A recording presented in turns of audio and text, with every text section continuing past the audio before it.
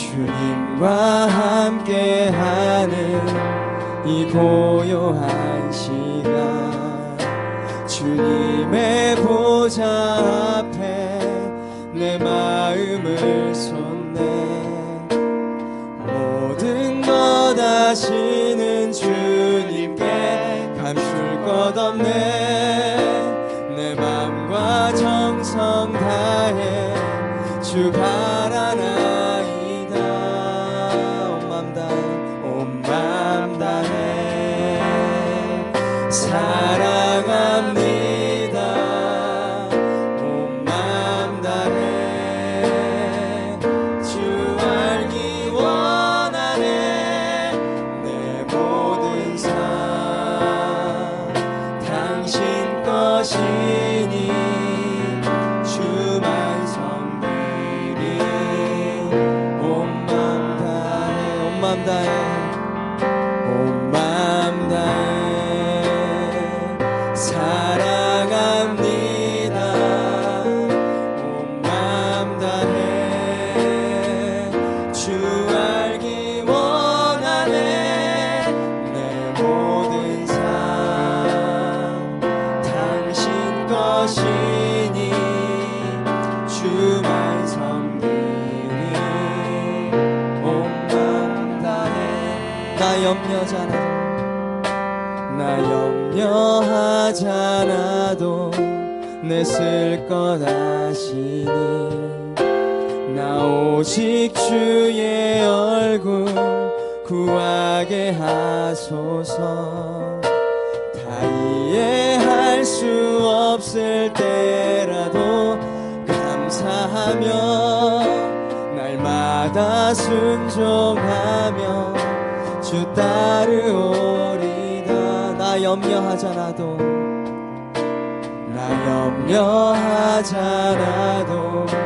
내 쓸 것 아시니. 나 오직 주의 얼굴 구하게 하소서. 다 이해할 수 없을 때라도 감사하며 날마다 순종하며 주 따르오리다. 온 맘 다해 온 맘 다해 사랑합니다. 온 맘 다해 주 알기 원하네. 내 모든 삶 당신 것이니 주만 섬기리.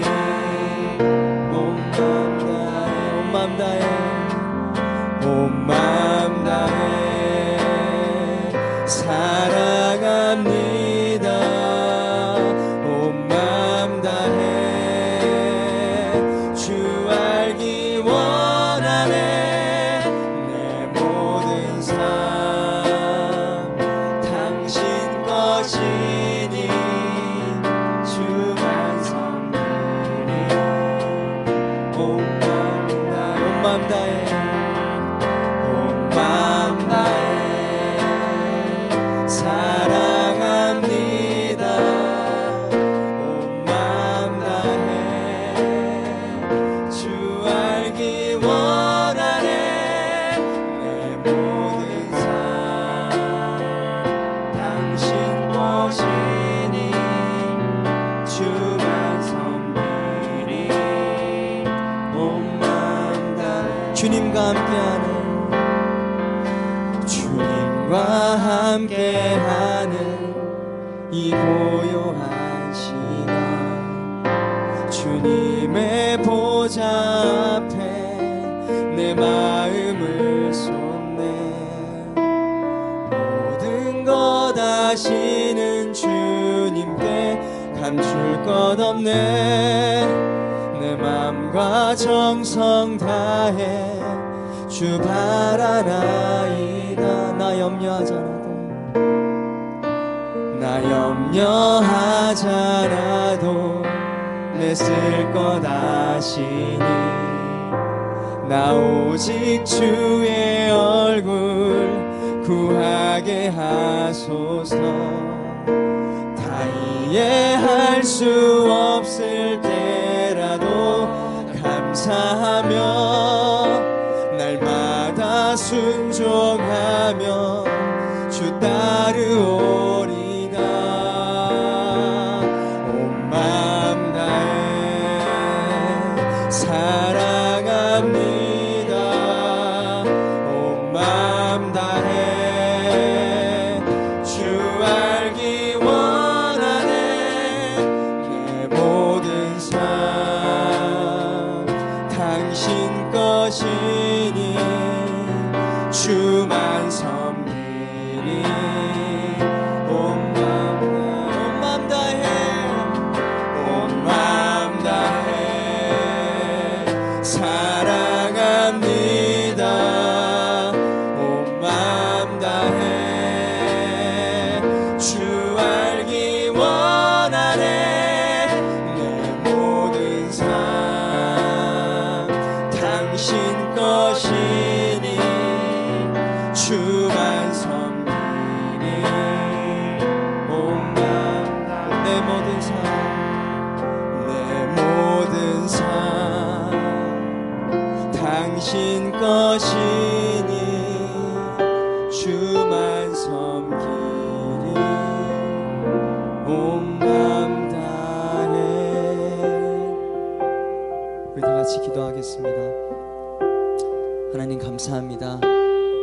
오늘도 이렇게 예배의 자리로 인도하여 주셔서 감사합니다. 오늘도 내 입술로 주님을 찬양하게 해주셔서 감사합니다. 하나님, 오늘도 이 예배 주님께서 이끌어 주시옵시고 주님 함께하여 주시옵소서. 말씀을 들을 때 주님 깨달을 수 있도록 조명하여 주시옵시고 말씀에 순종할 수 있도록 도와주시옵소서. 하나님, 오늘 마음이 상한 자, 또 여러가지 어려움으로 예배에 참석한 지체가 있다면 모든 위로가 되신 주님 위로하여 주시옵시고 마음과 생각을 지켜주시옵시고 은혜 베풀어 주시옵소서. 하나님, 오늘 이 예배 강권적으로 주님께서 붙들어 주시옵시고 주님께서 기뻐 받아주시는 예배가 될 수 있도록 도와주시옵소서. 우리 다 함께 주여 부르고 기도하겠습니다. 주여.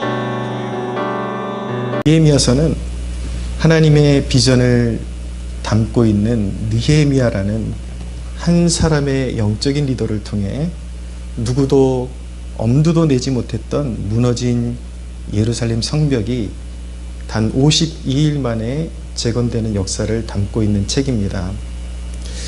아무리 영적으로 허물어진 곳이 있다 하더라도 영적인 비전을 가진 하나님의 사람을 통해서 하나님은 놀라운 역사를 일으키실 수 있음을 보여주고 있고, 허물어진 곳을 보며 패배감에만 젖어 있지 말고 하나님의 비전을 받으라는 도전을 우리에게 주고 있는 것입니다.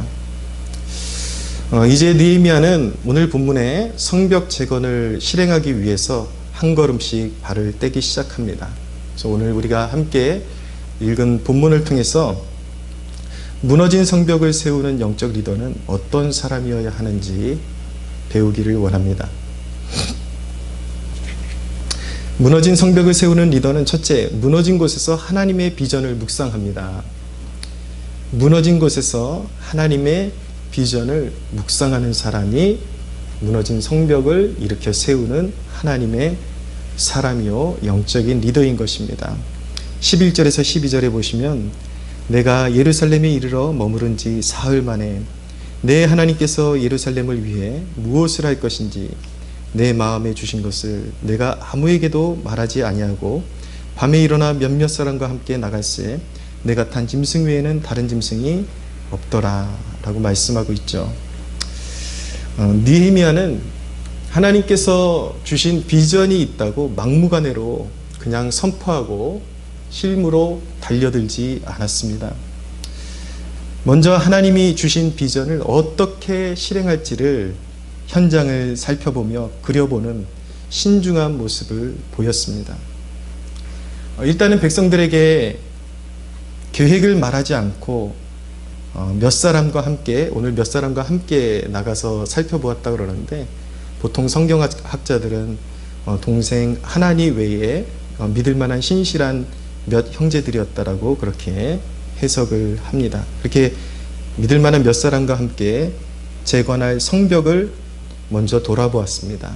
밤에 짐승 하나만 데리고 그렇게 나가서 상황을 돌아보았습니다. 밤에 나간 것은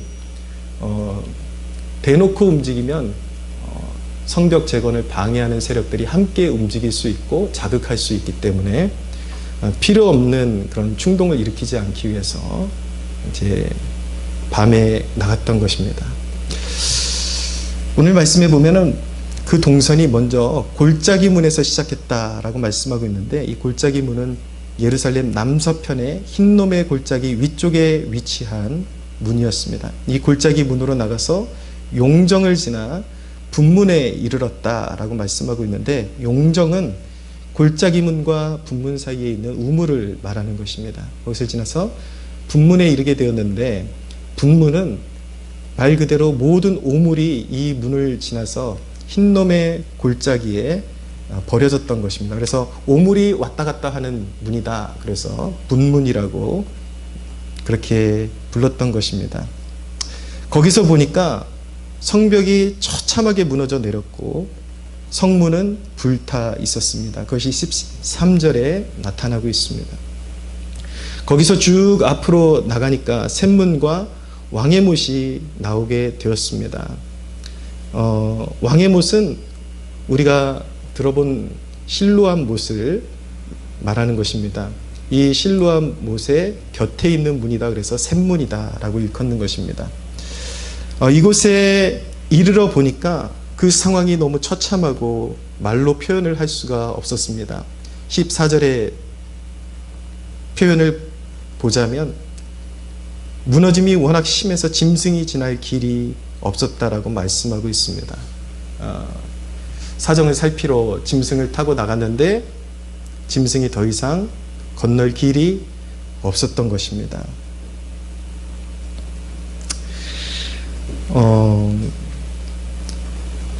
주전 586년에 남유다가 바벨론의 왕 느부갓네살에 의해서 철저히 패망하고 그 성이 파괴되면서 성곽이 형편없이 무너져 있었고 완전히 거의 복구가 불가능해 보일 정도로 그렇게 파괴되어 있는 모습을 보여주었던 것입니다. 여러분, 이 대목에서도 우리가 영적으로 배워야 할 메시지가 있습니다. 이 영적으로 파괴되어 있는 이 성벽의 모습은 바로 불순종의 흔적들을 말씀하고 있는 것입니다. 하나님 앞에 불순종하는 인생이 얼마나 심하게 파괴되고 그런 하나님의 진노를 감내해야 되는지를 철저하게 처절하게 보여주는 것이죠. 여러분, 우리의 인생 가운데도 불순종의 흔적들이 분명히 있습니다. 그 불순종의 흔적들을 잘 기억해야 합니다. 우리가 신앙을 아름답게 일으켜 세우기 위해서는 그 불순종했을 때의 그 결말이 무엇이었는지 그것을 마음에 새기고 기억하고 인생의 교훈으로 삼고 다시는 옛날의 모습으로 돌아가서는 안 되는 것입니다. 그런 우리의 삶 가운데 불순종의 흔적들을 마음에 새기고 하나님께서 우리를 은혜로 부르신 목적을 매일의 삶 가운데 기억해야 하는 것입니다. 이제 하나님께서 그 아들의 십자가의 은혜로 우리 한 사람 한 사람 자격 없는 우리를 부르신 것은 좋은 열매 맺으라고, 회개에 합당한 열매를 맺으라고 값없이 우리를 은혜로 부르셨음을 한순간도 잊지 말아야 하는 것입니다. 이제 그곳에서 느헤미야는 기드론 시내로 우회하게 되었습니다. 이제 전진할 수 있는 길이 없으니까 안쪽으로 이렇게 우회해서 이제 다시 거슬러 올라가게 된 것입니다. 그래서 우회해서 이제 다시 봉우리로 올라가서 성벽의 동쪽 지역의 파괴된 모습을 살펴보고 이제 서쪽으로 향해서 다시 처음 이렇게 시작했던 골짜기 문으로 이제 돌아오게 된 것입니다. 느헤미야가 무너진 성벽을 바라보면서 무엇을 떠올렸을까요? 느헤미야가 처참하게 무너진 성벽을 보면서 그의 마음속에 무엇을 담았을까요? 먼저 느헤미야는 그 처참하게 무너진 성벽을 보면서 하나님이 새롭게 행하실 일을 묵상했을 것입니다. 하나님이 주신 비전을 떠올렸겠죠. 그리고 또 한 가지, 느헤미야는 그 비전을 넘어서 이제 어떻게 하면 구체적으로 이 성벽을 다시 세울 수 있을지 실행할 방법을 그려보았던 것입니다. 여러분, 성경의 이런 대목을 통해서도 우리의 삶 가운데 아주 중요한 삶의 교훈을 받을 수 있고 영적인 교훈을 받을 수가 있습니다. 부주의한 사람은 열정만을 앞세워서 무턱대고 달려들다가 결국은 제풀에 꺾여서 계획을 이루지 못하고 주저앉는 경우들이 많습니다. 또 반대로 비전이 없는 사람은 무너진 곳을 바라보며 언제나 과거지향적이고 비관적이고 생각이 부정하고 또 언어가 부정합니다. 늘 부정적인 것들을 입에 담고 살아갑니다. 그런데 여러분, 그런 비전이 없는 데서 오는 그러한 원망과 불신의 마음 그리고 원망의 말들이 자기 삶을 송두리째 삼켜버리고 불태워버린다라는 사실을 깨달아야 합니다. 야고보서 3장 6절에 보면 혀는 곧 불이요 불의의 세계라. 혀는 우리 지체 중에서 온몸을 더럽히고 삶의 수레바퀴를 불사른다 라고 말씀하고 있습니다. 황폐한 곳을 바라보면서 하나님의 비전을 꿈꾸지 못하고 하나님의 말씀을 가슴에 새기지 않고 인간의 뜻대로 부정한 것들을 늘 마음에 떠올리고 불의한 생각을 떠올리고 그리고 원망에 가득 차 있고 원망의 말들을 계속 내뱉는다면 그 말이 씨가 되어서 불길이 되어서 자기의 인생을 송두리째 태워버린다라고 성경이 말씀하고 있는 것입니다. 여러분들, 황폐해도 괜찮습니다. 믿음이 있으면 그 황폐한 땅은 일어날 수 있습니다. 믿음이 없이 불신이 있는 곳은 그 자체가 저주인 것입니다. 여러분, 하나님 앞에 비전을 구하는 주의 백성들 되시기를 축복합니다. 육의 생각에 복종하지 말고 하나님의 뜻에 순종하는 백성이 되십시오. 이 말씀을 여러분들의 하루의 시작대에도 적용해 보십시오. 여러분들의 인생에 중대한 과제가 있다면 어떤 인생의 과제를 수행할 때도 적용하십시오. 무턱대고 뛰어들지 말고 그리고 내 인생에 가진 것이 없다라고 원망하지 말고 먼저 그 상황 가운데 하나님이 원하시는 것이 무엇인가 이것을 떠올리고 이것을 통해 하나님이 하실 일을 묵상하며 이루어 달라고 의탁 드리십시오. 그리고 어떻게 실행할지 밑그림을 그리십시오. 처절히 무너진 곳에서도 하나님의 일하심을 믿고 회복의 꿈을 품고 한 걸음씩 떼는 그 사람이 바로 영적인 리더인 것입니다. 무너진 성벽을 세우는 리더는 두 번째로 실패감에 젖어 있는 하나님의 백성들에게 하나님이 주신 비전을 나누는 사람입니다. 16절에서 17절을 보면 눈으로 따라오십시오. 방백들은 내가 어디 갔었으며 무엇을 하였는지 알지 못하였고 나도 그 일을 유다 사람들에게나 제사장들에게나 귀족들에게나 방백들에게나 그 외에 일하는 자들에게 알리지 아니하다가 후에 그들에게 이르기를 우리가 당한 공경은 너희도 보고 있는 바라. 예루살렘이 황폐하고 성문이 불탔으니 자 예루살렘 성을 건축하여 다시 수치를 당하지 말자 하고 또 그들에게 하나님의 선한 손이 나를 도우신 일과 왕이 내게 이른 말씀을 전하였더니 그들의 말이 일어나 건축하자 하고 모두 힘을 내어 이 선한 일을 하려 하매라고 말씀하고 있습니다. 느헤미야는 먼저 하나님께서 주신 꿈을 그려보고 또 어떻게 이것을 구체적으로 실행할 것인가 마음에 담아보고 적절한 타이밍을 기다렸다가 성벽 재건의 의지를 형제들과 함께 나누었습니다. 오늘 말씀의 표현을 그대로 빌리자면 자 예루살렘 성을 건축하여 다시는 수치를 당하지 말자라고 그렇게 도전을 했습니다. 여러분 멋진 슬로건 아닙니까? 여러분 우리가 신앙의 사람들이라면 이런 슬로건이 있어야 하는 것입니다. 슬로건 하나가 무너진 인생을 일으킬 수도 있다는 사실을 기억하십시오. 잿더미에 깔려있는 인생과 그 무너진 잿더미 위에서 하나님이 주신 슬로건을 들고 서 있는 인생의 결말이 결코 같을 것이라고 착각하지 마십시오.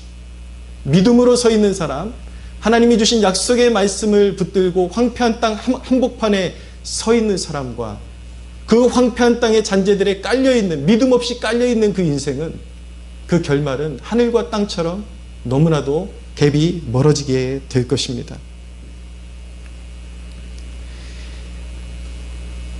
느헤미야는 방백들에게 우리가 같이 일어나서 성을 건축하자, 그리고 수치를 당하지 말자라고 도전을 하고 나서는 건축할 수 있는 근거를 제시했습니다.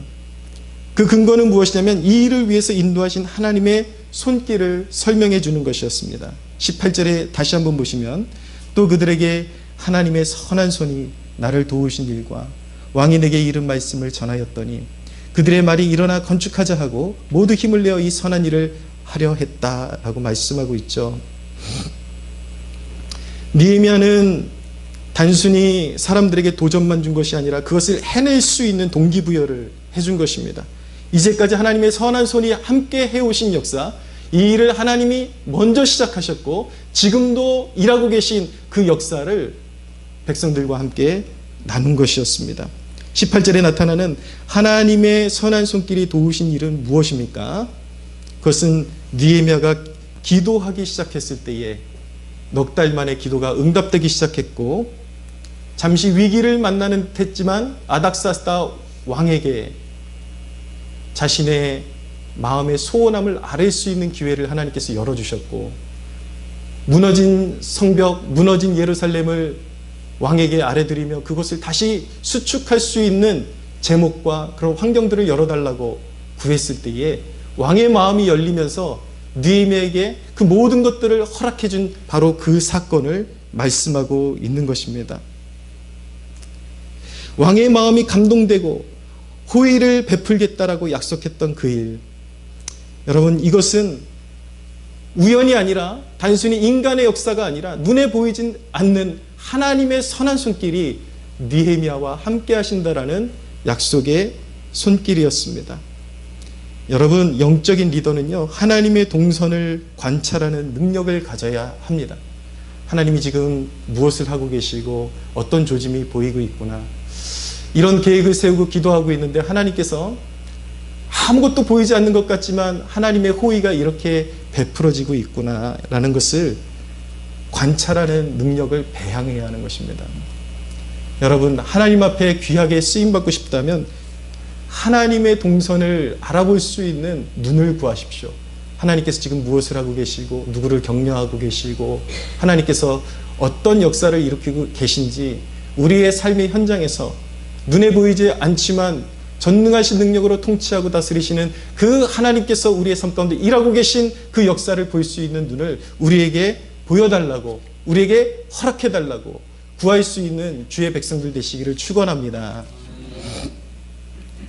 육적인 사람은 하나님의 징조나 하나님께서 말씀을 보여주셔도 그 모든 것들을 해석할 때 우연이라고 판단해버리거나 아니면 인간에 의해 만들어진 사건으로만 해석을 합니다.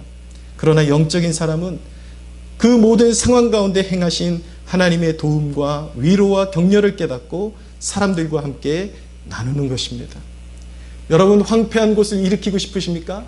사람들과 함께 하나님의 비전을 나누고 하나님께서 역사하시고 하나님께서 격려하시고 하나님께서 보호하시고 하나님께서 인도하시는 그 발자취를 간증하고 나누는 여러분들 되십시오. 그런 사람이 결국 공동체를 일으키고 교회를 일으키고 가정을 일으키게 되어 있는 것입니다. 느헤미야의 그러한 도전이 백성들의 마음을 움직였습니다. 18절 하반절에 보면 느헤미야의 도전을 듣고 백성들이 일어나 건축하자 이렇게 마음을 모았습니다. 여러분, 이 사람들이 누구입니까? 패배감에 젖어서 감히 무너진 성벽을 일으킬 엄두도 못 내고 있던 사람들 아닌가요? 그런데 오늘 느헤미야의 도전을 듣고 그들의 마음이 하나 되어서 실패감에 젖어 있던 그들의 입에서 이제는 다른 말이 나오기 시작합니다. 지금이 그때고 일어나 같이 건축하자라는 그 고백이 모든 그 느헤미야의 도전을 듣는 백성들의 입술에서 터져나오게 된 것입니다. 리더의 역할이 무엇입니까? 영적인 리더의 역할이 무엇입니까? 같이 패배감에 젖어서 같이 모든 부정적인 생각에 젖어버리는 그러한 역할을 하는 사람입니까? 아닙니다. 영적인 리더가 하는 일은 패배감에 젖은 사람들을 하나님의 말씀과 하나님의 행하신 일들을 증언하며 믿음을 일으켜 세워주는 사람이 영적인 리더인 것입니다. 여러분들의 가정에 그런 사람들이 있다면, 이 교회에 그런 사람들이 있다면 여러분 그러한 공동체, 그러한 가정은 반드시 믿음으로 일어서게 될 것입니다. 할렐루야. 무너진 성벽 재건의 역사는 하나님의 마음을 함께 부여잡은 사람들에 의해서 시작되고 이루어지는 것입니다. 여러분, 이 대목을 나누며 한국교회가 직면해 있는 위기를 잠시 함께 나누기를 원합니다. 지금 한국교회뿐만 아니라 세계교회는 정치적 신념에서 나온 잘못된 사상에 눌려가고 있습니다. 성평등이라는 이름으로 법이라는 권세의 등에 업혀서 사회를 문란하게 하고 교육을 장악하고 교회를 억압하고 있습니다. 지금 계속해서 화두가 끊임없이 떠오르고 있는 차별금지법, 우리 교회가 왜 이 일의 총각을 곤두세우고 차별금지법을 반대해야 되고 막아내야만 하는가? 차별금지법이 통과되면 교회 강단은 제약을 받게 됩니다. 이 차별금지법 안에 어떤 젠더 사상이나 동성애를 옹호하거나 동성애자들을 사회의 소수자로 보고 그들이 어떤 문란한 행동을 사회에 퍼뜨리든지 그것을 비판하면 안 된다라는 그런 독소 조항들이 들어있기 때문에 만약에 차별금지법이 통과되면 교회 안에서, 설교단에서 동성애가 죄라고 설교하게 되거나 낙태를 죄라고 설교하게 되거나 그런 설교를 듣고 자신의 마음이 비참해지고 모욕감을 느꼈다고 누군가가 신고하거나 이렇게 되면 강단은 제약을 받게 되고 외국의 사례 같은 경우는 심지어는 목사가 어떤 구금이 되기도 하고 또 벌금을 내야 되는 그러한 시대가 오게 되는 것입니다. 그리고 차별금지법이 통과되면 전도활동이 자연스럽게 위축되게 되는 것입니다. 예수를 믿어야 천국 가고 믿지 않으면 심판을 받는다라는 이 진리의 메시지가 누군가에게는 심기를 불편하게 하고 그것을 사람들이 호소하게 되면 그것은 제약을 받게 되고 거리에서 전도를 하지 못하게 되는 그러한 일들이 벌어지게 될 것입니다. 이것은 추측이 아니라 실제로 외국에서 지금 유럽이나 이런 데서 나타나고 있는 실제적인 사례인 것입니다. 거리에서 전도하다가 잡혀가서 구금되기도 하고 벌금을 물기도 하고 이런 일들이 계속해서 생기게 되는 것입니다. 우리 교회도 이게 남의 일이 아닙니다. 우리가 목요일마다 나가서 성신여대 앞에서 복음을 전하고 있는데 지금 괜찮겠지. 우리가 교회로서 성도로서 이런 일에 무관심하고 이건 누군가가 알아서 막아주겠지 그렇게 넋놓고 있다가 지금 당장은 아닐지라도 수년 동안의 그런 어떤 하나님 나라의 대적들의 어떤 그런 노력으로 인해서 그 일이 이루어지고 통과될 때에 어느 날 눈 떠보니 거리에서 전도를 할 수 없는 그날이 올 수도 있는 것입니다. 차별금지법이 통과된 나라들마다 사회가 얼마나 문란해진지 몰라요. 학교에서 성 정체성을 이상하게 가르치고 너는 아침에는 남자였지만 네 마음이 변하면 저녁에는 여자가 돼도 돼. 너무나도 혼란스러운 세계가 오는 것입니다. 역차별이 성행하게 되고 하나님 앞에 죄악된 행위를 하는 그러한 부류들을 옹호해 주기 위해서 그들의 그런 문란한 행위나 이런 것들을 비판하는 것들이 금지되거나 역차별을 받게 되는 그러한 일들이 벌어지게 되는 것입니다. 이미 그런 그림자를 우리가 이 사회 속에서 보고 있지 않습니까? TV에서 이번에 국가인권위원장 청문회를 하면서 하나님을 향한 신앙 고백과 창조론을 믿는다는 이유만으로도 진화론을 근거가 없기 때문에 자기 그냥 개인적인 신앙 고백으로 나는 그것을 수용하지 않는다고 말했을 뿐인데 마치 반인륜적인 죄인이라도 되는 것처럼 몰아세우는 모습을 보십시오.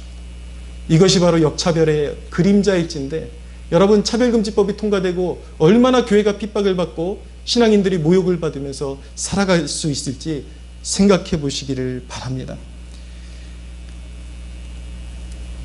지금 미국은 이미 교회 강단에 게이 목사가 서기 시작하고, 또 동성애를 비판했다는 이유만으로 그날 목사가 면직이 되고 해고가 되는 그런 일들이 일어나고 있습니다. 단순히 법 하나인 것 같은데, 정치 문제인 것 같은데, 그거 하나를 막아내지 못하면 그런 사상들이 신학교로 유입되고 그런 목회자들이 일어나고, 그런 법이 통과되게 되면 신학교에서 우리는 신앙의 가치관에 위배되기 때문에 동성애자들을 신학생으로 받지 않는다 그러면 불법이 되는 것입니다. 그럼 의도적으로 신학교를 찾아가는 동성애자들이 있겠죠. 또 교회 파괴를 목적으로 찾아가는 그런 불순한 사람들이 있겠죠. 작은 법 하나 같은데 그게 하나 뚫리게 되면은 한국 교회가 말할 수 없는 무질서로 가게 되고, 지금 세계 곳곳에 보면 이 차별금지법이 통과된 나라들마다 너무나도 문란하고 너무나도 단순히 법 하나 문제인 것 같은데 교회들이 맥을 못 추고 제 역할을 할 수가 없는 그런 상황 가운데 있습니다. 여러분, 지금 이 일이 너무나도 시급하기 때문에 지금 이제 차별금지법 이 법안을 또 정의당의 한 의원에 의해서 발의가 됐기 때문에 이것을 막아내지 못하면 한국교회에 정말 큰 위기가 올 수가 있습니다. 그래서 지금 교파와 교단을 초월해서 한국교회 메인 교단들 그리고 대형교회들 다 연합해서 한번 모이자. 그리고 10월 27일 날 우리 시청과 강화문에 모여서 이 시대의 그리스도인들이, 대한민국의 그리스도인들이 이렇게 많고 한국 사회를 이끌어가는 주도적인 역할을 교회가 하고 있다는 것을 이 땅의 국회의원들과 정치인들에게 나타내고, 또 그것을 하나님 앞에 예배함으로 말미암아 차별금지법을 막아내는 그런 성회를 함께 나눌 계획을 가지고 있습니다. 우리 교회도 할 수 있으면 작은 교회지만 몸부림쳐야 합니다. 우리가 간다고 해서 거기 간에 기별도 안 갈 정도의 사람 수일지는 모르겠지만 우리가 하나님 앞에서 이 시대 가운데 무엇을 해야 할지 물어야 하고, 몇 사람 되지 않아도 우리가 한국교회의 일원으로서 책임감을 가지고 우리가 함께 그 무너진 성벽을 막아내고 세상의 탕류를 막아내는 일에 우리 교회도 한마음이 되어야 할 줄로 믿습니다. 여러분, 어떤 목사님의 외침이 너무나도 인상적입니다. 자기 교회밖에 모르고 자기 신앙밖에 모르는 사람들에 대해서 이렇게 이야기하더라고요. 자기 집만 챙기면 뭐하나, 뚝이 무너지면 다 잠겨버리는데. 그것이 지금 한국교회가 가지고 있는 위기인 것입니다. 사랑하는 여러분, 하나님께서 주신 기회를 잃어버리지 말아야 합니다.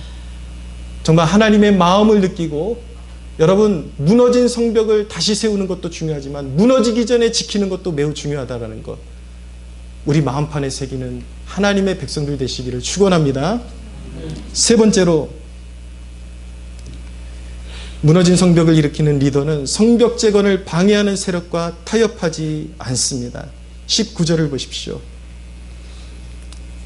호론 사람 산발락과 종이었던 암몬 사람 도비아와 아라비아 사람 게셈이 이 말을 듣고 우리를 업신여기고 우리를 비웃어 이르되 너희가 하는 일이 무엇이냐? 너희가 왕을 배반하고자 하느냐 하기로. 20절도 읽겠습니다. 내가 그들에게 대답하여 이르되 하늘의 하나님이 우리를 형통하게 하시리니 그의 종들인 우리가 일어나 건축하려니와 오직 너희에게는 예루살렘에서 아무 기업도 없고 권리도 없고 기억되는 바도 없다 하였느니라. 여러분, 하나님 나라의 대적들은 성벽 재건의 초기부터 방해를 하기 시작을 했습니다. 대적들은 먼저 그 성벽 재건을 이룰 수 없을 거라고 비웃었고 또 모함을 더했습니다. 너희가 왕을 배반하고자 하느냐? 이 역사는 아닥사스다 왕의 지지를 받고 있음에도 불구하고 대적자들은 너희가 왕을 모반하고자 한다라는 모함을 해서 그 역사를 위축시키려고 한 것입니다. 마귀는 지금도 배후에 역사하며 위축시키고 분열시키고 선한 의도를 왜곡시키는 일들을 자행하고 있는 것입니다. 여러분, 하나님 앞에 뜻이 선하면 모든 것이 쉬울 것이라고 생각하지 마십시오. 여러분들의 모든 일들 가운데, 기도 가운데 어떤 감동을 주시고 하나님께서 하실 것이라는 분명한 믿음을 가지고 시작했음에도 불구하고, 하나님이 함께 하신다라는 확고한 증거가 있음에도 불구하고 여러분들 성벽을 쌓아 올리는 일이 쉬울 것이라고 착각하지 마십시오. 매우 어려울 것입니다.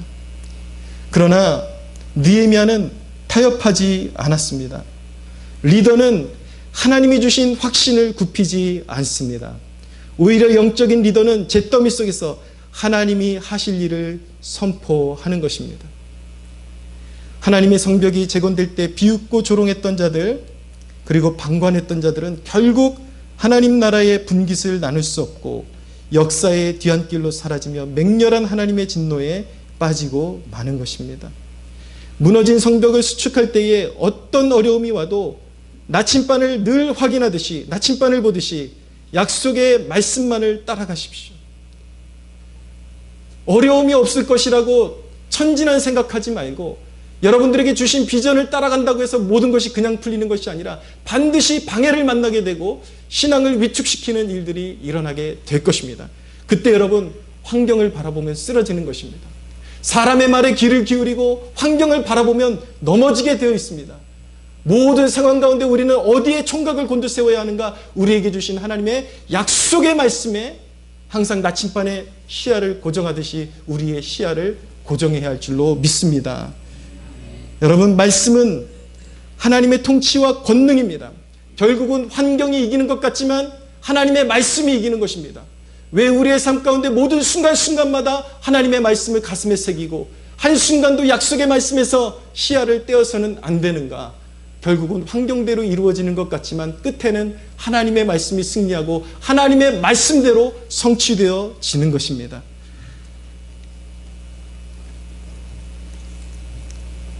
말씀을 정리하겠습니다.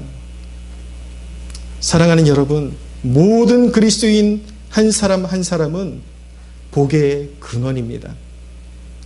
진정한 그리스도인의 내면에는 무너진 성벽을 일으킬 수 있는 놀라운 약속이 도사리고 있습니다.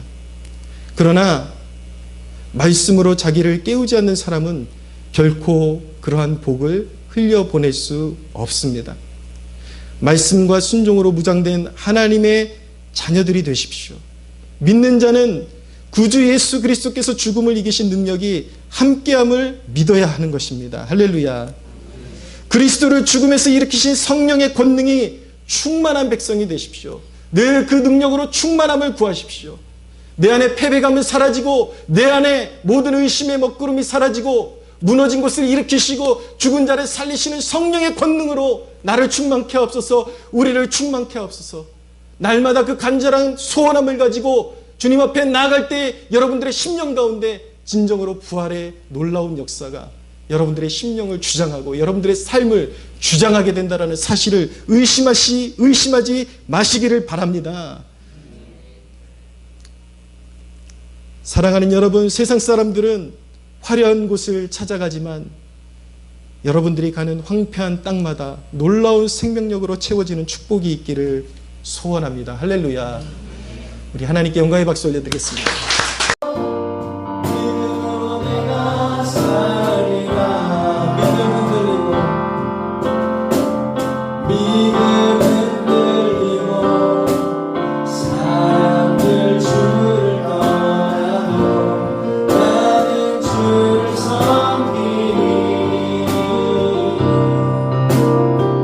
주님의 나라는 영원히 세하시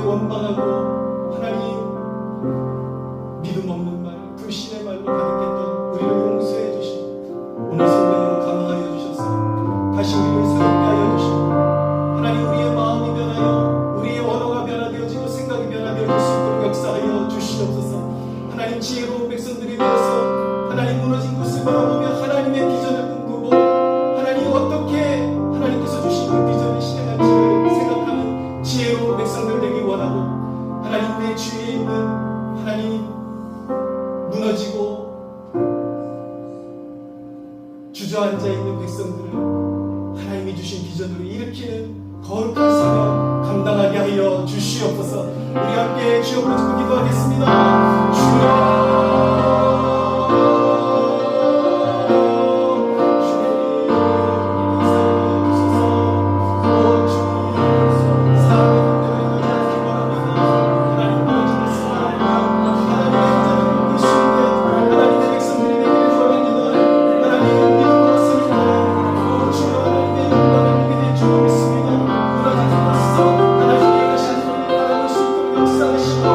하나님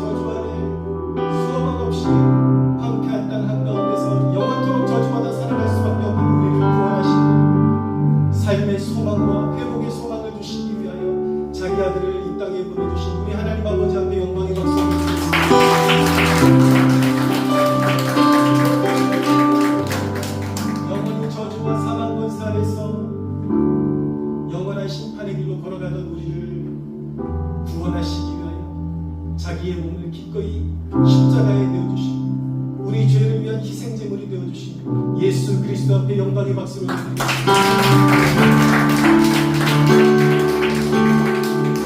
지금도 살아계셔 성도들의 중심에 계시고 우리 예배를 연락하시며 우리에게 부활의 소망을 안겨주시는 성령 하나님 앞에 영광의 박수를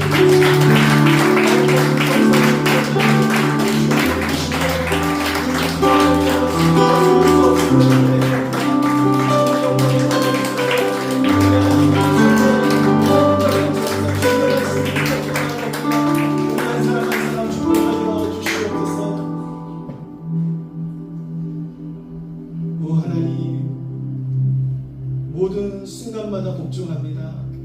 하나님, 기쁠 때나 슬플 때나 괴로울 때나 절망적일 때나 주님 부활의 소망이 우리 안에 있음을 기억하며 우리에게 주신 약속의 말씀 따라 살아가기로 결단합니다.